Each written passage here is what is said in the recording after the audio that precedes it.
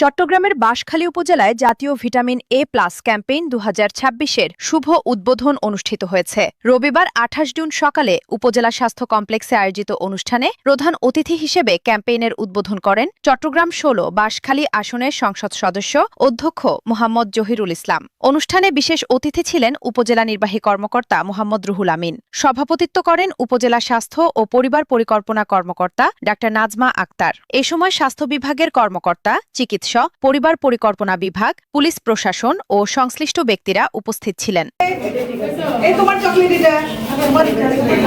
বক্তারা বলেন, vitamin A শিশুদের দৃষ্টিশক্তি রক্ষা, রোগ প্রতিরোধ ক্ষমতা বৃদ্ধি এবং অপুষ্টি প্রতিরোধে গুরুত্বপূর্ণ ভূমিকা রাখে। তাই নির্ধারিত বয়সী সব শিশুকে ভিটামিন এ ক্যাপসুল খাওয়ানোর জন্য অভিভাবকদের প্রতি আহ্বান জানানো হয়। উপজেলা স্বাস্থ্য বিভাগ জানায়, ক্যাম্পেইনের আওতায় ৬-১১ মাস বয়সী শিশুদের নীল এবং ১২-৫৯ মাস বয়সী শিশুদের লাল রঙের ভিটামিন এ ক্যাপসুল উপজেলার বিভিন্ন টিকাদান কেন্দ্র, কমিউনিটি ক্লিনিক ও অস্থায়ী বুথে খাওয়ানো হচ্ছে। উপজেলার সকল অভিভাবককে নিকটস্থ কেন্দ্রে শিশুদের নিয়ে এসে এ সেবা গ্রহণের আহ্বান জানিয়েছে স্বাস্থ্য বিভাগ।